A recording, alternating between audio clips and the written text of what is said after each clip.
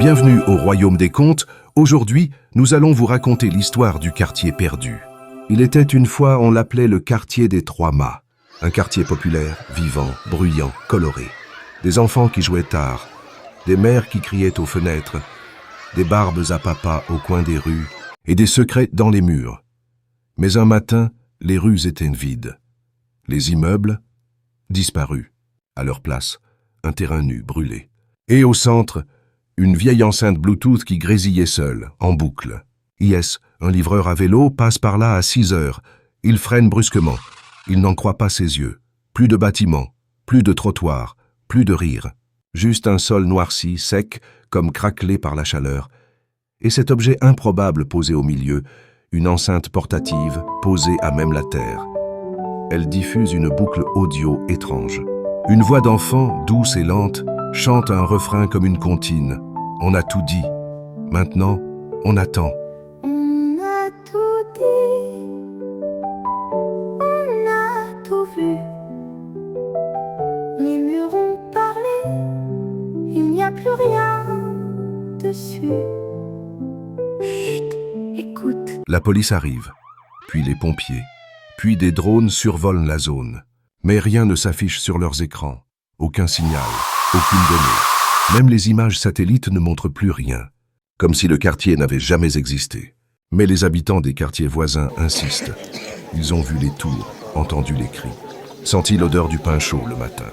Ils y ont vécu, aimé, grandi. Et maintenant, plus rien. Un trou numérique. Même Google Street View a effacé les lieux. Tout est devenu silence. Sur TikTok, une vidéo commence à tourner. Une nuit, un adolescent avait filmé sans vraiment savoir pourquoi. On y voit des lumières vaciller au-dessus du quartier, comme des lucioles électriques. Une voix grave y murmure. Ils se sont effacés. Trop de vérité, trop tard. Le terme effacement devient viral. Une rumeur, puis une théorie. Quand un lieu concentre trop de mensonges, il disparaît du monde visible.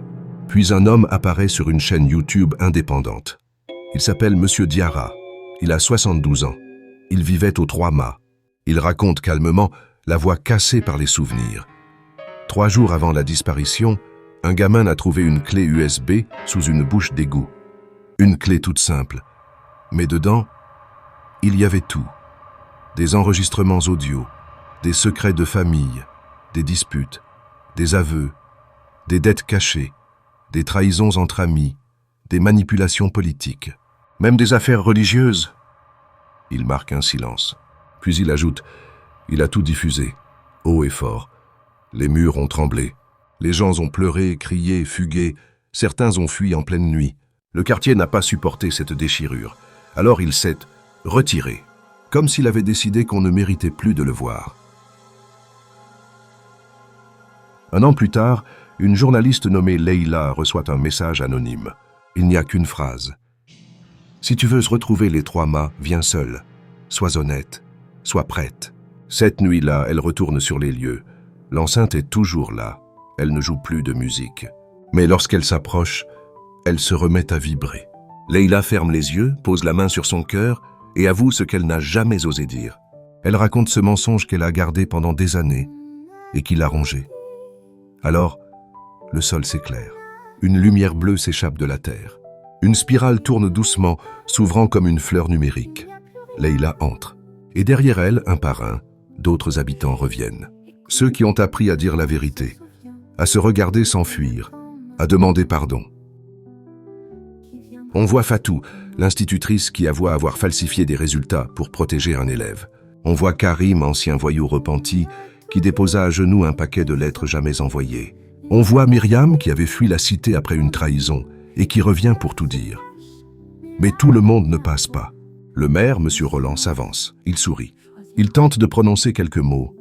Je suis le maire de la ville, le chef, laisse-moi entrer, retrouver mon beau quartier. Mais la spirale l'évalue. Elle vibre. Puis elle se referme devant lui. Il est rejeté. Il avait volé des fonds pour sa réélection. Le délégué Mounir tente aussi. Il est englouti lentement. Sa bouche ne prononce rien. Il n'a jamais rien assumé. Le prêtre Père Julien baisse les yeux. Il murmure une prière. Mais il savait. Il avait couvert. Et enfin, il y a Bibi, le vieux du quartier. On l'appelait le tordu. Tout le monde savait qu'il semait la discorde depuis 30 ans. Il s'approche avec arrogance, mais le cercle se referme sous ses pieds et il disparaît sans bruit. Ceux qui franchissent la lumière, eux, se réveillent dans un nouveau quartier. Toujours les 3 mâts, mais transformés. Des immeubles doux, colorés, ornés de plantes. Des murs qui ne retiennent que les rires. Des bancs gravés de poèmes. Des écrans éteints. Aucun micro. Aucun enregistrement. Rien que le vrai, le vécu. Le tambour d'un enfant résonne au loin. Une musique douce accompagne les voix. Et sur le mur d'entrée, une règle est inscrite. Ici, on vit sans masque. On dit que certains lieux ne disparaissent pas. Ils attendent. Et qu'un jour, dans ta propre ville, une enceinte pourrait se mettre à chanter. On a tout dit, on a tout vu. Les murs ont parlé, il n'y a plus rien dessus. Alors, sois prête à dire la vérité. Abonne-toi au Royaume des Contes. Le prochain quartier oublié pourrait être le tien.